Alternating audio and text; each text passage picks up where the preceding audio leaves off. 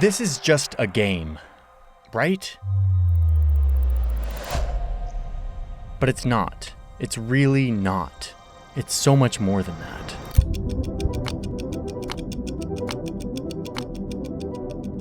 I want to show you a story that feels unique to our time in history. It's a story of how the organization that controls the sport that humans love most was hijacked by a tiny country that controls the resource that humans need most. Qatar, wealth from oil and natural gas. Resulting in this. A World Cup held in the desert, in a country built off fossil fuels and foreign labor, with a citizen population the size of Honolulu, Hawaii.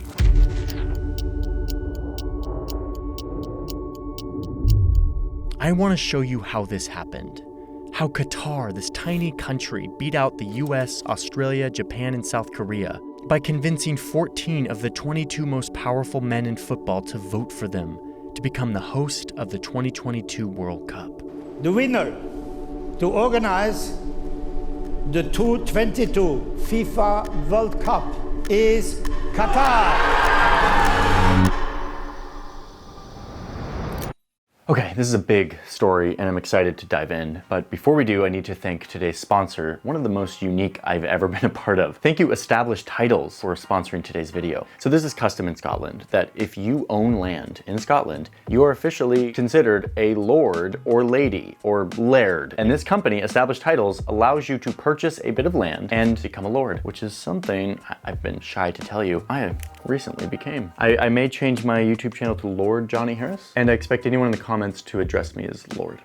Thank you. No, but seriously, Established Titles allows you to buy a plot of land in Scotland. You buy this, you get a plaque that says you're a lord. You can literally put this as your prefix on your credit card or your plane tickets. With every order, Established Titles plants a tree. They work with global charities to focus on deforestation. Like, that's what's really going on here. Yes, this is a fun, novel, interesting way to say that you're a lord or to give a gift. In fact, I may gift this to my brother-in-law for Christmas. And for the first 200 people who purchase a plot of land using the link in my description, you will be next to my plot. Like, we will all have land together in Scotland. Right now, Established Titles is running a massive Black Friday sale. You get an additional 10% off. So go to the link in my description. It's establishedtitles.com/Johnny Harris. Clicking that link helps support this channel. Use the code Johnny Harris and you'll get an additional 10% off. It's time to dive back in to this very deep but very important story.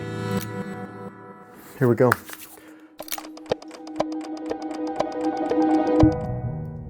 We've been deep in this, trying to make a web, trying to make a visual that will help us understand FIFA and why this World Cup is being held where it's being held. I want to show it to you, and I've been really wrestling with how to boil this down, and I think there's just three major things that we need to understand if we want to understand how Qatar bought the World Cup. Check this out. Okay. There's three major things you have to understand to make sense of this story. They are FIFA, you have to understand the World Cup, and you have to understand Qatar. All right, this is our list. If you understand these three things independently, you can put them together to determine what really happened here and how this tiny desert country ended up with the World Cup. So let's start with FIFA. FIFA was started by 7 European nations in 1904. The original goal here was to help organize matches for association football, which is football. It's the thing we all know. It's the game where two teams of 11 players try to kick a ball into a goal. Football was no means invented here at this time at this place. People have been kicking a ball around for like a million years. But it was here in Europe in the early 1900s when the modern authority for football was born, and born in pretty humble beginnings. But FIFA quickly grew into a transnational, quasi-political authority that spans the whole globe. In fact, we have a map for that.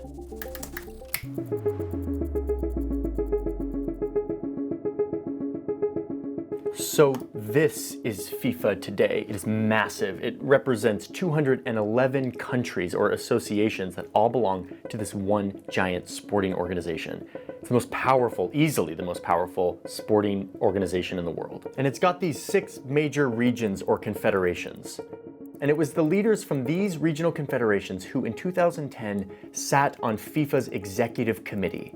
based here in Zurich, in this bunker-like headquarters. I was actually there just a few weeks ago, actually. I'm in Zurich. This is where the FIFA headquarters, the FIFA museum are. This is where the votes happened.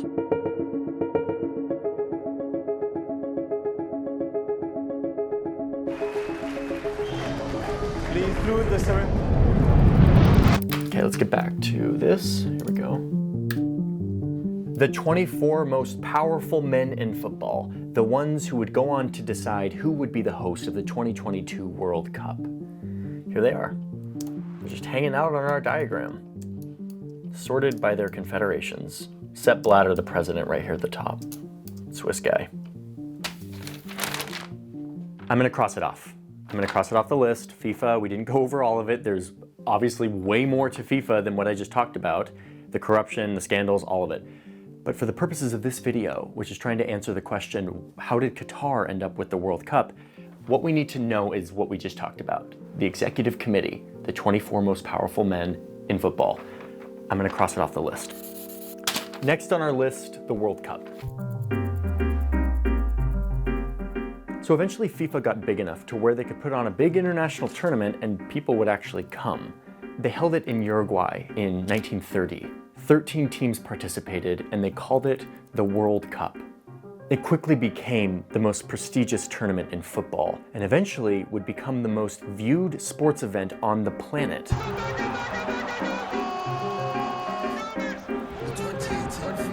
Beating out even the Olympics if you consider that 1.1 billion people, like a decent chunk of the entire global population, were simultaneously watching in 2018 when France beat Croatia in the World Cup final in Moscow. 1.1 billion people at the same time all watching the same thing. And I mean, that's insane, but it's also kind of amazing.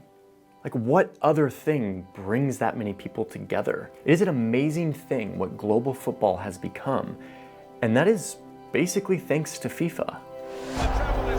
Going to be tears. This was his stage. 90% maybe more. The brilliant. Sport has the power to inspire and unite people. I mean, I'm immediately like actually almost crying. Like this is beautiful stuff. Look at this. Look at this guy. Look at this. These moments of like amazing like performance and then the reaction of these crowds. But it must be noted that when you have this much attention on one event, 13% of the entire global population watching at one time, it will quickly become less about the beauty of this game and more about, I mean, you know what I'm gonna say, more about money. With so much attention, corporations pay endless money to get their logos anywhere near this stuff. Here, or here, or here. Okay, that's not that surprising. What blows my mind is how far governments will go to also pay endless money to get anywhere near the World Cup. Not because they make money in return like the corporations. They always end up losing tons of money. But because there's a power in having the entire world focused on your country for a few weeks. Together, you've given the American people an extraordinary opportunity to welcome the world to our shores as host of the 2022 FIFA World Cup. I mean, look at this. Look at this. We plotted this, actually. We found this data. Every 4 years there's a World Cup, and this is how much each of these countries have spent on their World Cup. These are, again, taxpayer money here. This is government money being invested into hosting the World Cup. Throw this sucker onto a bar chart, and you get something like this. Like, it's getting out of hand. Like, every year they spend more and more and more. Oh, and spoiler alert, wait till I show you this graph with Qatar in the mix. Minds will be blown, I can promise you that. The point is that countries are willing to pay more and more to get the World Cup in their country, a moment for them to put their best foot forward on a global stage. This is what we like to call soft power. Okay, I am crossing the World Cup off of our list, not because I covered every angle of it, but because for the purposes of this story, this is what matters. Countries are more and more willing to pay unlimited amounts of money to try to get this event in their country because a billion people are gonna watch it and it makes them look good. Okay? We're crossing it off. All right, On to the last piece of our puzzle, Qatar, a country that should be pronounced Qatar, but I'm not gonna be that pretentious guy who shows up trying to like say it in the local pronunciation because it makes me sound cultured and cool. I am that guy, I'm trying to not be that guy. So for now, I'm just gonna say it like a Texas oilman says it, Qatar, okay? Thanks.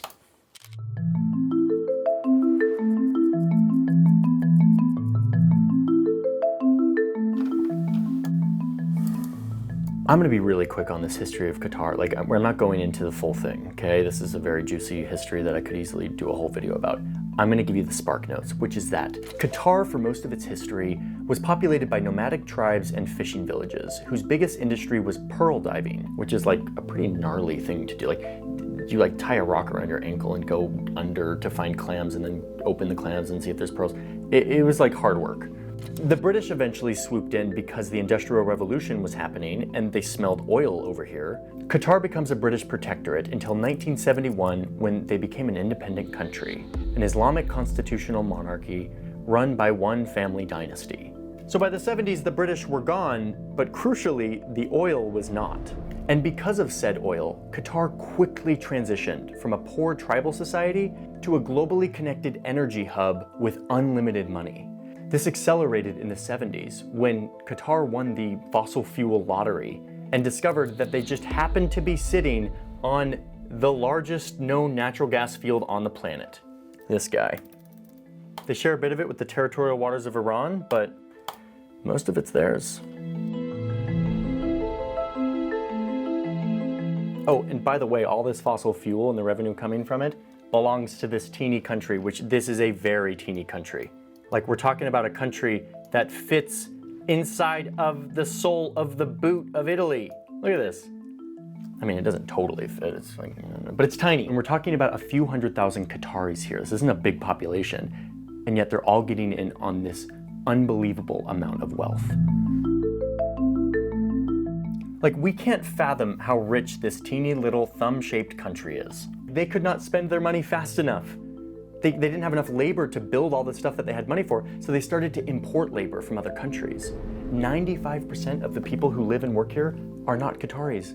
They're expats from other places, 95%. Meanwhile, the teeny population that are actually Qatari citizens live very good lives. They're some of the richest people on the planet. Most of them work very cushy government jobs that pay really well. They live in a welfare state where their needs are met because there is just unlimited money for everyone in this country.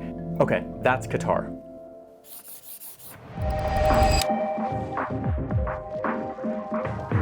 So this is the moment where the three pieces of our puzzle come together. Because in the 90s, Qatar starts to read the tea leaves. They start to realize that the world is gonna move away from fossil fuels, the one thing that they have. Their gravy train is gonna come to an end in a few decades. It's time to prepare for the future, said Qatar, by investing their billions and billions, hundreds of billions of extra dollars into anything and everything that is not fossil fuels. Diversify. So they start to go nuts. Everything from real estate in Singapore and New York City, to buying the St. Petersburg airport in Russia, to buying Miramax Films and the Italian luxury brand Valentino. Like, boy, should I just make an entire video on Qatar Investment Authority? Because that would be juicy. In 2017, the BBC noted that Qatar owns more land in the UK than the Queen does. And as a part of this big diversifying strategic investment effort, Qatar focused on turning their country into a global hub for prestigious international events. You see where I'm going with this? Lucky for them, there is a shortcut to the most prestigious event in the world, the World Cup. Oh, and this event happens to be run by an organization that speaks a language that they're very familiar with, the language of money and power and influence. And here's where we are. So we're back here to this web, these gatekeepers of international football, the people who voted on who was going to host the 2022 World Cup. 14 of these guys voted Qatar, and I want to know why. Qatar, a country that FIFA itself, when they were evaluating all the bidders for the hosting, decided was not super suited for this. There's all these parameters that countries should have to be a good host. Qatar didn't really have a lot of them. And in fact, they had the opposite. Super hot weather, no widespread football infrastructure, and perhaps most strikingly, not a huge tradition of football or even a significant local population to spread football to in their place. They have a couple 100,000 people. The World Cup is supposed to bring football to new regions and spread it throughout a country. How are they going to do that in a hot desert oasis with like 300,000 people? So let's do this. We're done with our list. Let's move on to the next part of this video, which is probably the part we put the most effort into. And I want you to stick with me here because the point isn't to go into every single detail of how some of this corruption went down. No one's going to remember every little detail. That's not the point. The point is to give you a sampling of the mechanics of how influence and power works, not just in FIFA, but in the international system generally, how powerful people get what they want. We'll never know for certain because this vote was secret, but we know Qatar got 14 of these guys, and I think I have a pretty good idea of how for most of them. We're gonna start with this guy. This is Mohammed bin Hammam. He's one of the executive committee members, and he's from Qatar, okay? We can safely assume that he probably voted for his own country. But more importantly, it was him, a big-wig international football guy, who helped pull the strings on everyone else on this web. Starting with this guy. Jack Warner. He's an executive committee member from Trinidad and Tobago. Leaked emails and bank records obtained by the Sunday Times revealed that before the vote, bin Hammam deposited $450,000 directly into Warner's account, and later even more, totaling $1.6 million. Just like literally, like he just paid him. Like this is the simplest version. Just like I will pay you money to give so you do what I want you to. It's just like so straightforward. No wonder, a month after the vote, in an email, Warner called his Qatari colleague bin Hammam, quote, "the only brother I have in football." Okay, one guy down. Who else? Next, we have the 3 executive committee members from the South American Confederation. The US Department of Justice has gotten involved with these guys. They recently released an unsealed indictment against all 3 of them, alleging that these 3 were, quote, offered and received bribes in exchange for their votes. I mean, it's pretty unsatisfying. We don't have the evidence that the DOJ is using for this case, but they're building a case. Oh, and by the way, 2 of these guys just died in like the past couple of years. Next up, we've got these 3 guys from the Africa Confederation. A year before the vote, the African Confederation was having their annual meeting in Angola, which, by the way, was paid for by the Qatar bid team, the people who were like trying to convince people to vote for the World Cup. They paid for the whole thing. Okay, I get it. Trying to like lobby for your team, that's fine. But here's where it gets shady. While they were at this meeting, the Qatar bid team met with these 3 executive committee members. And according to a former employee who was in the room translating, the Qataris offered $1.5 million each to these guys in exchange for their promise that they would vote for Qatar.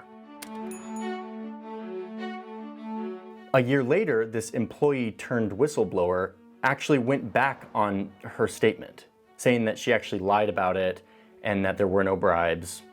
Kind of fishy. What's your incentive to lie? But then the FBI showed up at her front door and she admitted that she was pressured to say that she had lied about it and that actually the bribes happened. I don't know, man. We don't like, I side with the whistleblower. You can decide how you feel. And now her life is basically ruined. She said in an interview that, quote, "I will always look over my shoulder for the rest of my life." Oh, okay, and while we're talking about this, one of those 3 guys that apparently got $1.5 million was later filmed by undercover reporters negotiating an $800,000 bribe in exchange for his vote. Like smoking gun evidence. Same thing happened to this guy, the executive committee member from the Oceania region. And they actually got disqualified from voting. So these 2 guys didn't actually vote. So we're now down to 22 EXCO members. Let's keep going.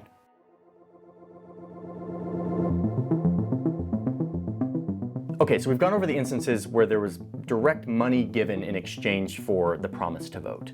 The next phase of the story are more subtle versions of influence. Less overt, less smoking gun-ish. Like this guy from Thailand. He's the executive committee member from Thailand. 4 months before the vote, Thailand and Qatar were renegotiating an energy deal. Thailand was trying to get a better price for their natural gas, something Qatar has a lot of. But for some reason, this guy, a FIFA Executive Committee voting member, was at the meeting. Wait, what? Why is this football guy in the room while there's these big gas negotiations going on? Yes, I'm being coy. We know where this is going. I mean, you gotta read these leaked emails. They're so juicy. You've got a FIFA guy emailing a Qatar gas guy from Qatar Petroleum. They're talking about the development of their two football associations from their different countries, and then saying that they're gonna liaise with the CEO of the gas company to follow up about a liquid natural gas sale. I mean, it's just so clear what's going on here. Favorable terms of the deal in exchange for, hey dude, make sure to vote for our country. Oh, and who was this meeting between the gas guy and the FIFA guy arranged by?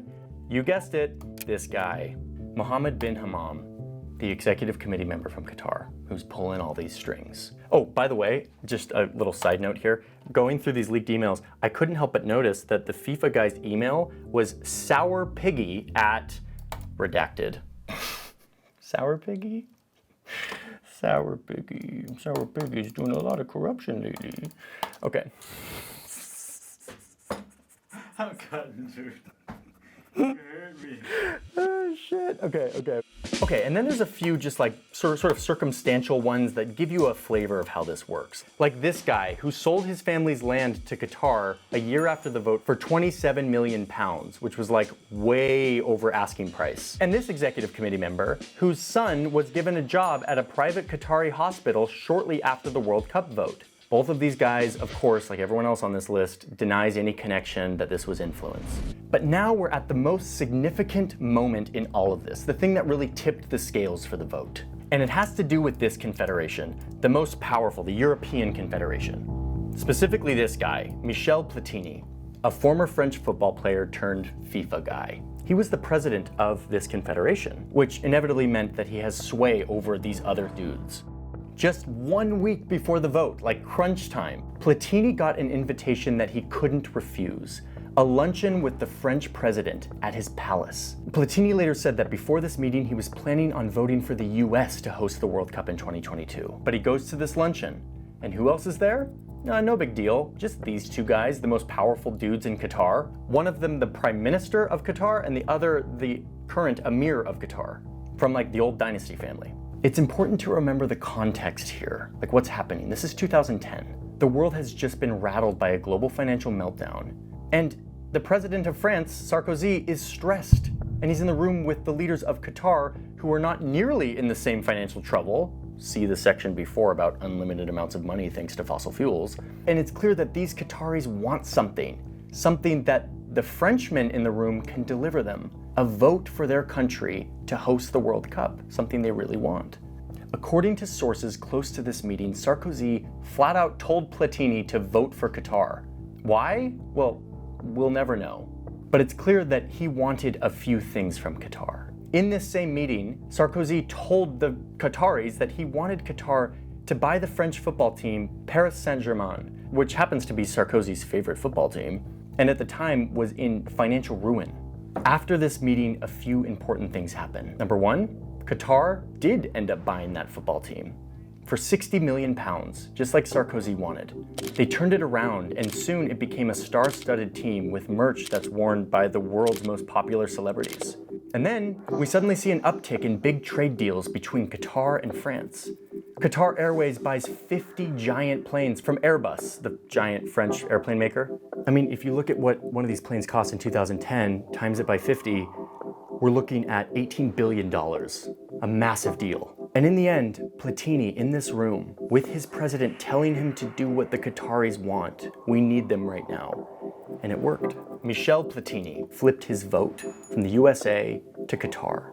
He admitted it later, that's not even speculation. The president of the executive committee, Sepp Blatter, was pissed about this and later said that this was the defining moment for Qatar winning. They have influenced Michel Platini at that time to vote for Qatar. Because remember, Platini then went back to his European Confederation with 8 executive committee members, 8 votes, and he almost certainly influenced others to join him. One book I read claims that he took 4 votes with him, but we'll never know. And then On a cold day in December of 2010, the day of the vote came. The 2022 FIFA World Cup. So on that fateful day in the winter of 2010 in Zurich, all the guests arrive because it was voting day. On every call in America. Clearly, I think we had an absolutely fantastic bid. Well, we got a great bid, so we just got to go in there and give it everything that we've got. These 22 men cast their votes in multiple rounds until a majority victor emerged. At least 11 of them voted from Qatar since round 1. And finally, 14 votes were delivered to Qatar, a majority and almost double what the USA got.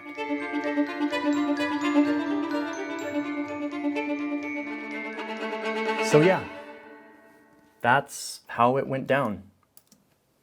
That's how it went down. Like, look, we'll never know exactly what happened. A lot of this stuff we know because it leaked out and we were able to put it all together. But the fact is, every one of these men has been involved in some corruption investigation. I mean, it's no surprise that this stuff happened, and probably so much more. FIFA is corrupt to the core. Qatar didn't make this happen. Qatar just saw an organization that spoke their language, the language of unlimited money. And they used that to get what they wanted, to prepare for the future, to diversify, to get the world to look at them. It is the biggest event in the world. So no, this isn't just a game. The reason why all of this matters is because football can be a beautiful thing. No matter what language someone speaks, or their politics, or their god, or whatever, they have this universal language, this game, a global culture full of screaming and cheering and crying and pride and identity. It's ridiculous, yet so beautiful, so uniquely human. And in a very real way, football is a mirror to the world. What's acceptable here in this most revered sport is what's acceptable everywhere. So, by using money and influence to get the bid for the World Cup, Qatar showed us just how power works in our world.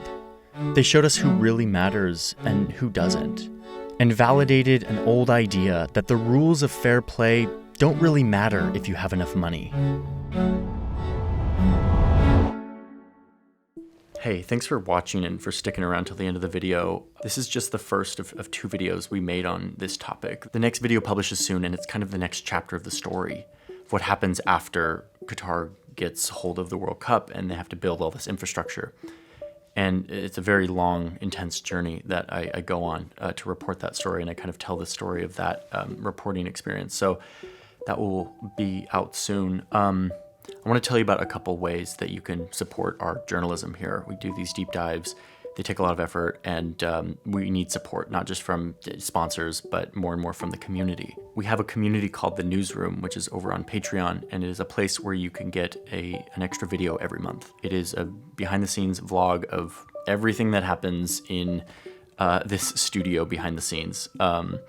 The fun, the wild, the deep dives, the animation, the editing, the team, the whole universe that exists behind the camera. I'm just one cog of a very big machine that we're building here. You also get access to my scripts, to interviews that I do with experts that are just like the full-length interview. I have influence on thumbnails and titles and even story ideas, so go check out The Newsroom over on Patreon. The link is in my description. If you're a video person or a photo person, we also have LUTs and presets that we use to color our videos and photos. We developed these over the course of a year with a professional colorist. They're very wonderful, and purchasing those, you can use them, and they also help support us over here. So those are a couple ways that you can support if you'd like to. Thank you for watching this video, and subscribe if you haven't already. I will see you very soon in the continuation of this story. See ya.